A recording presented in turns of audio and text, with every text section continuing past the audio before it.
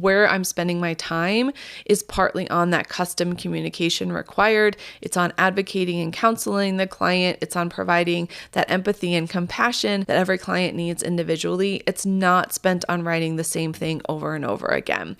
Welcome to a different practice. I'm your host, Lauren Lester, and I'm obsessed with all things business, well-being, and optimizing the practice of law for solo and small firm lawyers. I started my solo practice right out of law school, built it from the ground up, and now work 4 days a week while earning well over 6 figures. I'm here to share tangible, concrete tips and resources for ditching the legal profession's antiquated approach and building a law practice that optimizes growth and enjoyment. Think of this as grabbing coffee with your work bestie, mixed with all the stuff they didn't teach you in law school about how to run a business. Pull up a seat, grab a cup, and get ready to be encouraged and challenged. This is a different practice. You know when you watch a video and someone says, TikTok made me do it? Well, this is my Marty made me do it episode. Welcome everyone to another episode of A Different Practice. So excited to be here with you today. And a special shout out and thanks to Marty because he gave me a tip that has allowed me to increase the efficiency of my practice with as little as 2 letters on my keyboard. So several years ago now, Marty and I were recording a podcast about our favorite technology. And one of the softwares that he shared was TextExpander. And I had never heard of this before, but I can confidently say that since then it has become one of my most favorite tools.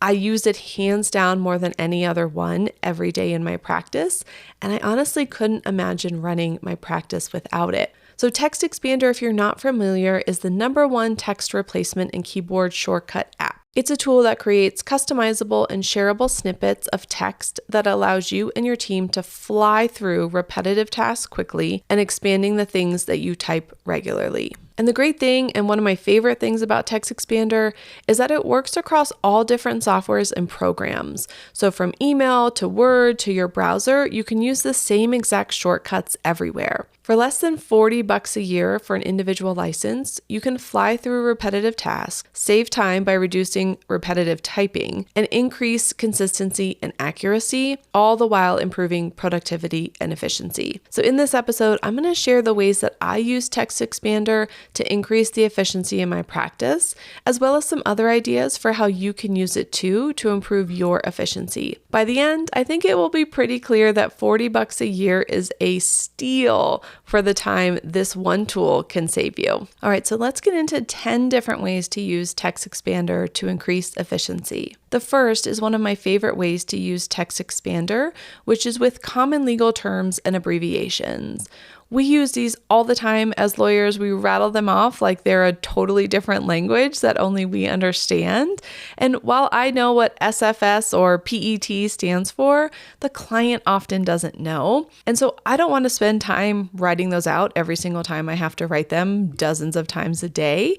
So I created a snippet for each. I have about 3 dozen at this point of common legal terms and abbreviations that I will just type in using the snippet for TextExpander, and then it writes out the whole thing. So this makes it really easy to make sure that the client knows exactly what I'm talking about, but I don't have to waste time writing the same words over and over again. Another way to use TextExpander is if you're ghostwriting and require a disclaimer to be put on the draft. So when I ghostwrite a document for a client, I use TextExpander to include the required disclaimer that we have to have here in Colorado. I don't have to go look it up. I don't have to waste time finding another document that I think has it in it, but it doesn't. And so what's another client that maybe I used it for?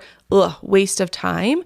I literally can take 4 keystrokes and it fills in automatically the exact language that I need, so I don't have to worry about it. I do something similar with the conferral statements that are also required here with emotion, which is the third way to use TextExpander in your practice. One thing that's really cool about TextExpander is that you can set up your snippets to ask for particular information for the situation. So instead of having it be the exact same text every single time, you can identify identify that you need to put in the client's name, or you need to put in the party term, or whether there's an opposing party or an opposing counsel, you'll choose from one of those options.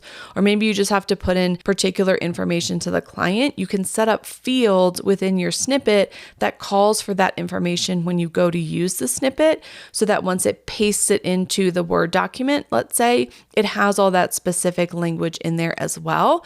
So for example, with the conferral statement, I have to include whether I spoke to the other party, if they're self-represented, or to the other lawyer. And that's going to be specific to the case. Like, not every single time that I use a conferral statement is it going to say the other party. Sometimes I need it to say the other lawyer. And so that's something that I can choose from a drop-down right when the snippet gets pulled up, and then I hit enter to have it properly enter the right terminology that I need for that particular case. If you do a lot of drafting of pleadings that requires case citations, you could use TextExpander to include those case citations or references that you commonly use. Say you find that there are 10 cases that you've referenced frequently, create a snippet for each that can be easily put into a document.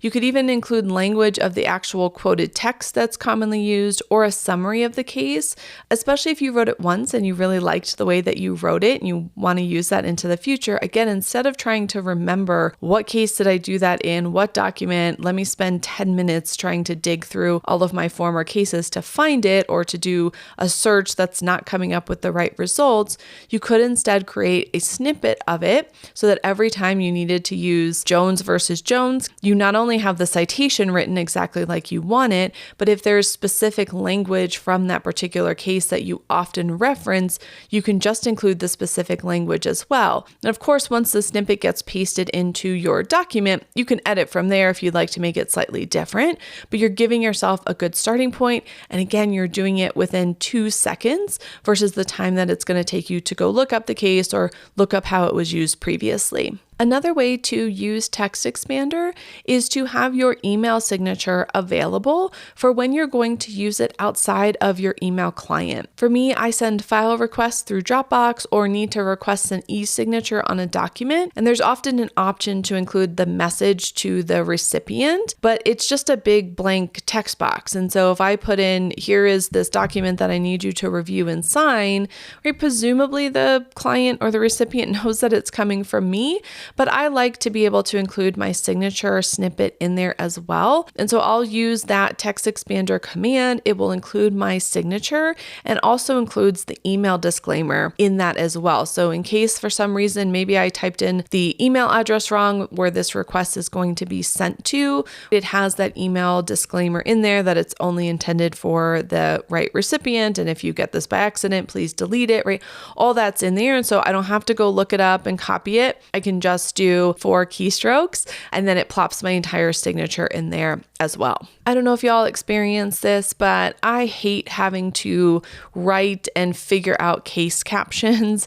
A lot of the times the formatting can get you messed up because of how they have to appear, and you have to have the exact formatting and certain number of spaces in between words.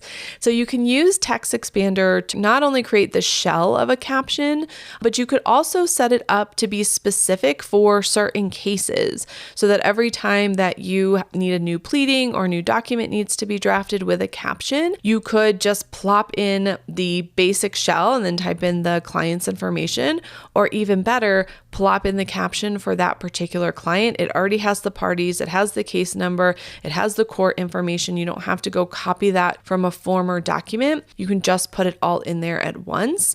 For me, this saves me so much time for not having to go find another document that has the caption and copying it in to ensure consistency.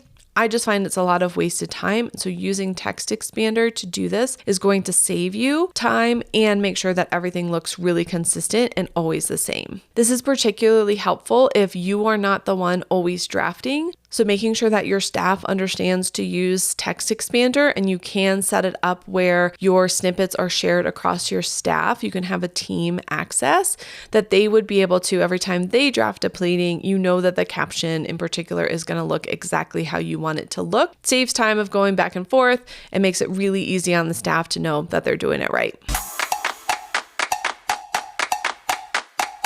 So the seventh way that I use TextExpander is around billing. I use it to be able to send clients a custom link to make their deposit payment. And again, I'm able to put in the specifics about the case here, including the matter name for my own internal billing references, as well as the amount of the deposit. So I use LawPay to process my payments. And so LawPay has a pretty generic structure for requesting payments, whether in trust or in your operating account.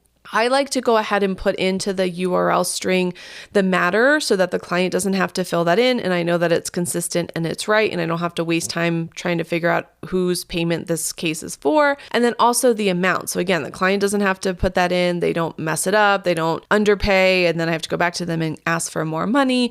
And so I've set up a snippet that has the general URL from LawPay and then has 2 text boxes that pop up when I go ahead and try and enter that into an email that asks me what is the matter and what is the amount. And once I input those and hit submit, then the link goes into the email body and then the client can click on it and I know all the information is getting processed. So again, using TextExpander for simple things like sending billing links makes it easier to get paid, makes it easier to organize payments, is really helpful. One of the biggest areas that I use TextExpander is to provide communication for the different steps in my representation. So I have a pre-written email that I send once the client has paid of the next steps that we need to take. One feature of TextExpander 2 is that you can actually include keyboard strokes in your snippet. So for example, if I want to write an email, I'm going to have my cursor in the subject line. And so I can actually initiate my snippet. So it'll include not only the subject, but it'll include a tab so that then it jumps down to the body of the email and then fills in the body. So instead of using 2, one for the subject and one for the body, you can just use one snippet and it fills in the subject and the body. So I use this throughout the representation. I use it to recap meetings that are pretty common in certain types of cases. So for probate, for example, I have a kickoff meeting with every new probate client, and I go over all the stuff about probate, all of the information that they need to know, next steps, but there's a lot that we cover. And so because I have a template for my meeting itself, I transferred that into a meeting recap. And so I have a snippet that covers all of the topics that we've covered. It's already written. So when I get back to my computer, I'm able to send the client a really easy meeting recap that goes over exactly what we talked about so that they have it in writing as well. And this continues during the entire process for me, no matter the case type. I send out questionnaires using TextExpander. I send out information that their initial drafts are ready for review. I send out information when I've revised a draft based on their feedback. I send out information about how to execute a draft, let's say for a marital agreement. Once I have a final version, I have a snippet created that has the 5 or 6 steps that the client needs to take to make sure that they execute their document entirely. So it goes over, make sure you initial here on page 3 and make sure you initial at the bottom of every page and you have to sign page 12, whatever it is, because it's consistent across the board for every client. It makes it really easy for me to include that language to every client. It takes me about 3 seconds, but it also gives the client all the information they need. Again, the alternative is that I keep these somewhere in a Word document, and every time I need them, I have to go find that folder and then the Word document, right? It's going to take probably 5 to 6 times as long to do that versus TextExpander. I can do it in just a few seconds and all the information is right there. I don't have to copy and paste.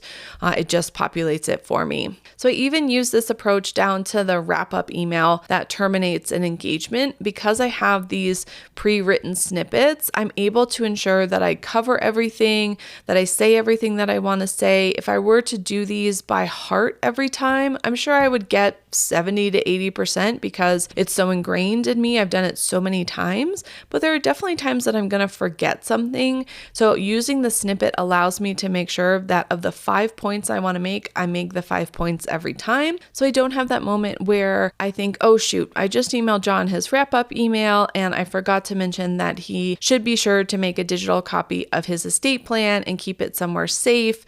That's something I try and tell every single client, but I was distracted by something else and I forgot to include that one little detail for him. So now I have to go back and say, oh, sorry, I forgot, which looks a little disorganized and maybe for some clients a little bit unprofessional, but I don't have to worry about that because I've written it once and I know it's always going to be in there. And if there is something that I think about, if I'm writing it and I think, oh, you know what, I want to start including a request to provide a review in all of my wrap-up emails, which I did last year, then I just go into the snippet and I update it to include it with the language that I want. And then I can have the peace of mind that going forward, every time I use it, it's going to have that extra language in there and I don't have to worry about missing it because it's a new thing I wanted to implement and I don't have the behavioral pattern and making sure that I do it all the time. That's definitely going to be something that would be missed more. With TextExpander, I don't have to worry about that. At this point, I would probably say 70% of the communication that's required for most of my cases during the representation is pre-written through TextExpander. I've created a very systematized process-based practice, which really helps me. It's how I want to work. It also helps the client. And because of that, I've really leaned into using these snippets to make sure that I have all of the communication from start to finish mostly written, and then I just make tweaks for the particular client situation or unique things that have come up so that I can address those as needed. This also allows me to make sure that where I'm spending my time is partly on that custom communication required. It's on advocating and counseling the client. It's on providing that empathy and compassion that every client needs individually. It's not spent on writing the same thing over and over again. That honestly drives me nuts. So if you're in that same camp, this is going to be your new best friend. All right, the second to last way that I use TextExpander in my practice is around time tracking. Because much of the work that I do is similar across different cases, like I just mentioned, it's pretty systematized. I've created snippets for my time tracking records. So instead of writing out, drafting petition and sending to client for review every single time I do that, which is what I've been doing for some time, I created a snippet that is 4 letters that puts that phrase in when I need it. And this is something that I just started doing this year when I found myself saying, God, I write this all the time. Like, this is the same thing. I've written this 3 times this week, or I've written this exact same time tracking record 10 times this week.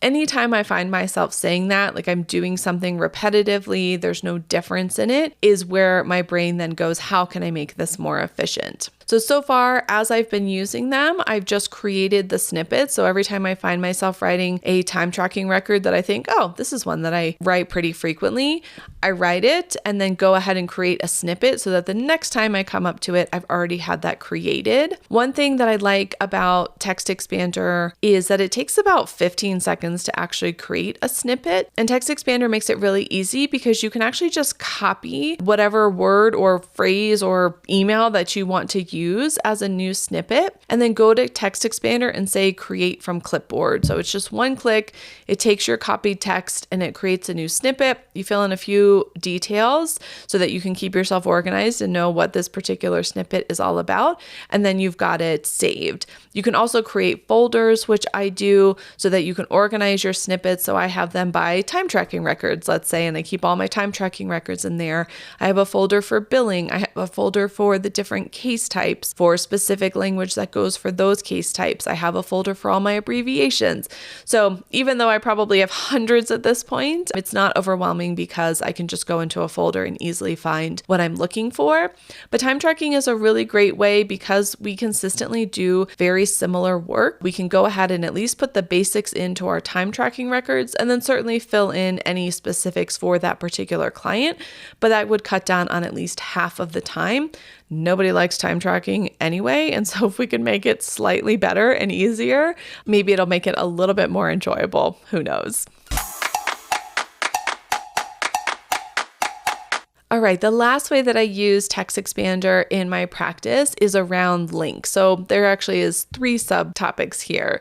So the first way that I use links is to my online calendars. So depending on the type of meeting that the client is looking for, whether it be just over the phone or by Zoom or in person, and the length of the meeting, I can direct them to the exact link where they need to go for the particular calendar that has those specifics. I also use it for actually sending out the specific Zoom link. I don't know if you've had that moment where you use your, personal meeting in Zoom, or you create a specific Zoom link for a meeting with a client, and then you have to go dig up the Zoom link, and is it in the calendar? Or do you have to go back to Zoom? I just use it, especially if you reuse the same meeting. I just have that Zoom link as a snippet. And so when the client sends an email of, I can't find the Zoom link, or I'm sending them a confirmation of this meeting that we've scheduled, it has it in there and it's kind of readily at my fingertips. I don't have to go look it up. The other way that I use links for clients is to document. So when someone asks me for the common court forms here in Colorado that the court provides, I have the links ready to go.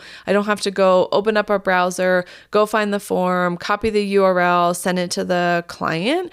I instead have them all queued up. And so if somebody asks me, which I just had the other day, hey, my spouse needs to fill out these financial documents, where can they find the forms to do that? Hey, client, no problem. Here they are. 1, 2, 3 strokes on my keyboard. There are the links. And then I shoot it off. I don't have to waste time sort of redoing that every single time someone asks a common question like that. And then the third way that I use links is just to common sites that the client might need to have access to. So for us here in Colorado, we have an e-filing system that pro se parties can access as well.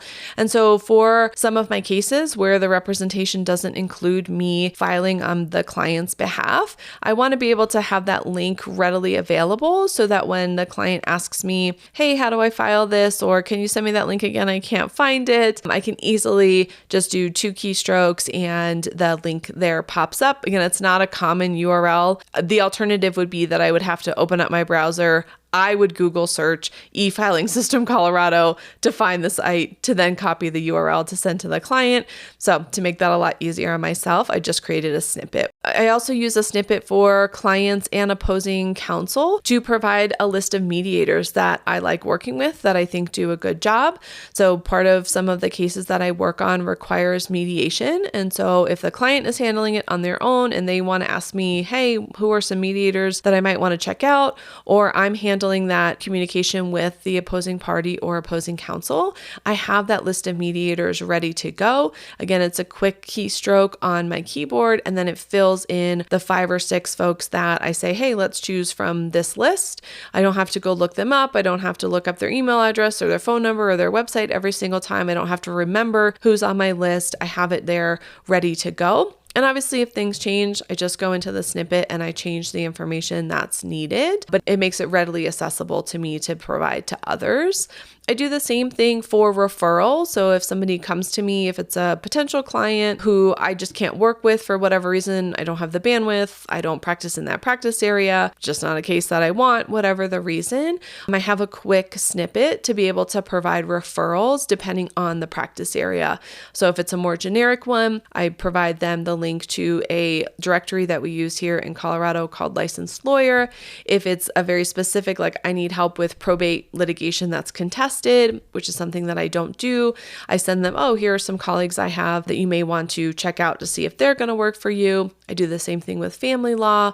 So if you find yourself providing those referrals frequently, making a snippet for them makes it really easy to provide that information without having to go look it up. And along those same lines, again, here in Colorado, on some of our family cases, we have third-party investigators who are appointed.